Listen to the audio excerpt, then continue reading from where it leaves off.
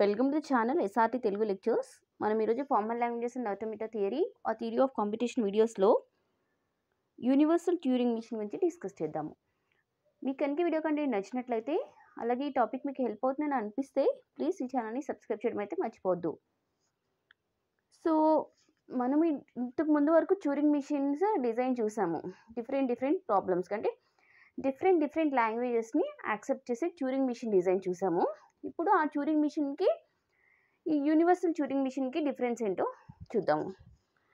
So the universal Turing machine is a theoretical concept proposed by the mathematician Alan Turing in the 1936. ఎవరు propose చేశారు ఈ universal Turing machine కాన్సెప్ట్ని? Same ఎవరైతే Turing machine కాన్సెప్ట్ని propose చేశారో వాళ్ళే, Alan Turing in the 1936.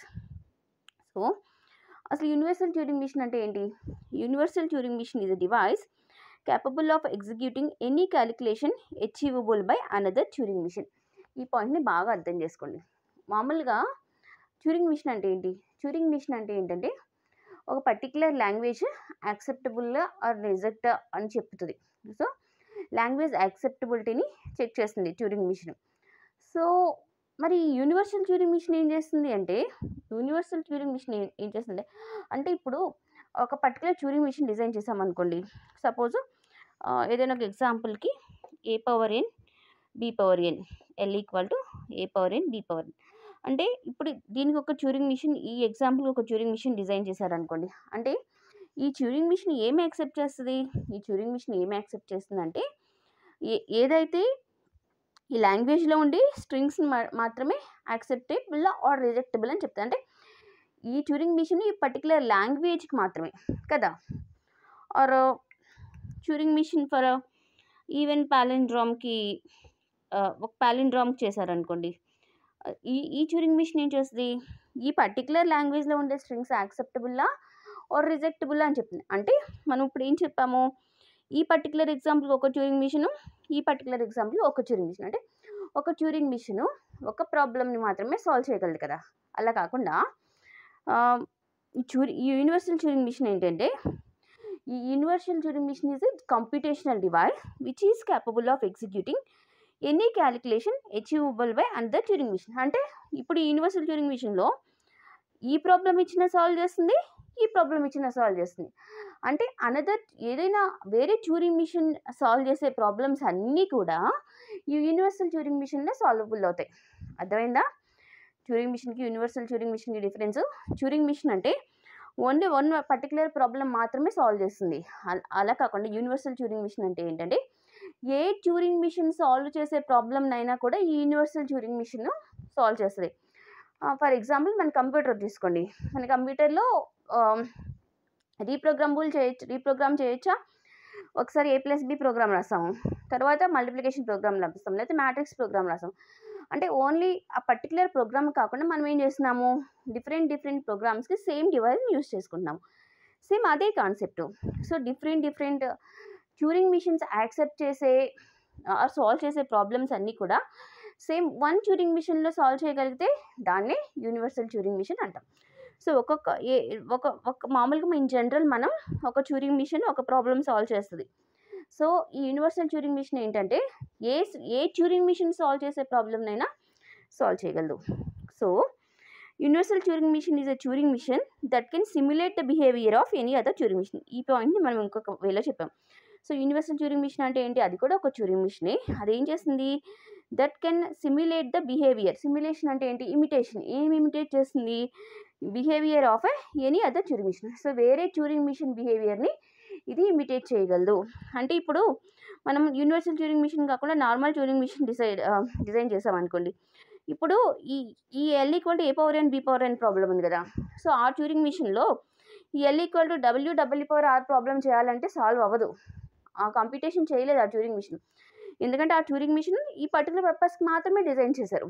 అలాగే ఈ Turing machine W/R language acceptable or rejectable ప్రాబ్లమ్స్కి మాత్రమే డిజైన్ చేశారు. అలా కాకుండా ఈ రెండు ప్రాబ్లమ్స్ కూడా యూనివర్సల్ ట్యూరింగ్ మిషన్లో సాల్వబుల్ అవుతాయి. అంటే వేరే ట్యూరింగ్ మిషన్ యొక్క బిహేవియర్ని ఇమిటేట్ చేయగలదు universal Turing machine.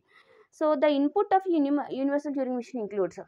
So universal Turing మిషన్కి ఏమి ఇన్పుట్ కావాలి వర్క్ చేయాలి అంటే, వేరే ట్యూరింగ్ మిషన్ యొక్క బిహేవియర్ని ఇమిటేట్ చేయాలంటే the description of a machine name on the tape. అంటే ఇది వేరే మెషిన్ బిహేవియర్ని ఇమిటేట్ చేస్తుంది కదా. సో అసలు ఆ మెషిన్ దేనికి డిస్క్రిప్షన్ ఈజ్ నథింగ్ బట్ ఇది ఏ లాంగ్వేజ్ని యాక్సెప్ట్ చేస్తుంది. And then input data. So ఆ లాంగ్వేజ్కి సంబంధించిన ఇన్పుట్ డేటా ఈ రెండు కావాలి యూనివర్సల్ ట్యూరింగ్ మిషన్కి వర్క్ చేయాలండి. అంటే యూనివర్సల్ ట్యూరింగ్ మిషన్ అంటే ఏంటి, వేరే ట్యూరింగ్ మిషన్ బిహేవియర్ని సిమ్యులేట్ చేస్తుంది. సో మనం ఏమి ఇవ్వాలి, ఆ వేరే ట్యూరింగ్ మిషన్ ఏ బిహేవియర్, ఆ వేరే ట్యూరింగ్ మిషన్ యొక్క బిహేవియర్ ఏంటి, ఆ బిహేవియర్ యొక్క డిస్క్రిప్షను, అండ్ దెన్ అది ఏ ఇన్పుట్ డేటా మీద వర్క్ అవుతుంది. ఆ రెండు మన యూనివర్సల్ ట్యూరింగ్ మిషన్ మీదకి ఇన్పుట్గా ఇస్తే ఈ యూనివర్సల్ ట్యూరింగ్ మిషన్ ఏం చేస్తుంది, ఆ పర్టికులర్ మెషిన్ యొక్క బిహేవియర్ని సిమ్యులేట్ చేస్తుంది, దట్ మీన్స్ ఇమిటేట్ చేస్తుంది. So this is the pictorial representation of the universal Turing machine. So ఏముంది, ఇది యూనివర్సల్ ట్యూరింగ్ మిషన్. ఈ యూనివర్సల్ ట్యూరింగ్ మిషన్కి ఏం చేయాలి, డిస్క్రిప్షన్ ఆఫ్ ద వేరే ట్యూరింగ్ మిషన్ యొక్క డిస్క్రిప్షన్ ఇవ్వాలి. అంటే దాంట్లో నెంబర్ ఆఫ్ స్టేట్స్ ఎన్ని ఉన్నాయి, సో అది ఏ పర్టికులర్ టైప్ ఆఫ్ లాంగ్వేజెస్ని యాక్సెప్ట్ చేస్తుంది, ఆ లాంగ్వేజెస్కి ఇన్పుట్ డేటా ఏంటి, ఇవన్నీ కూడా యూనివర్సల్ ట్యూరింగ్ మిషన్కి మనం ఇన్పుట్గా ఇవ్వాలి.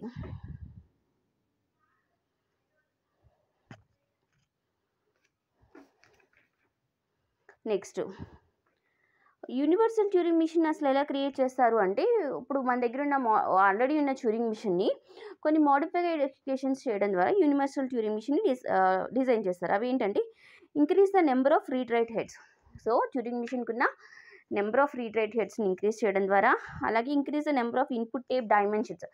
ఇన్పుట్ టేప్ యొక్క డైమెన్షన్స్ అంటే మనకి ఆల్రెడీ తెలుసు, లెఫ్ట్ మూవ్ అవుతుంది, రైట్ మూవ్ అవుతుంది, అప్ మూవ్ అవుతుంది, డౌన్ మూవ్ అవుతుంది. ఇలాగా డైమెన్షన్స్ ఆల్రెడీ ఉన్న డైమెన్షన్ని ఇంకా ఇంక్రీజ్ చేయడం, అంటే ఉన్నదాన్ని మనం ఇంకా దాని స్ట్రెంగ్త్ని ఇంక్రీజ్ చేయడం ద్వారా యూనివర్సల్ ట్యూరింగ్ మిషన్ క్రియేట్ చేస్తాం, increasing the memory space. So already ఉన్న ట్యూరింగ్ మిషన్కి కొన్ని మోడిఫికేషన్స్ చేసి యూనివర్సల్ ట్యూరింగ్ మిషన్ అనేది క్రియేట్ చేస్తారు. ఆ మోడిఫికేషన్స్ ఏంటంటే ఇవి.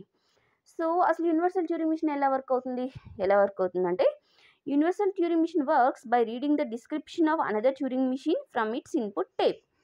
So,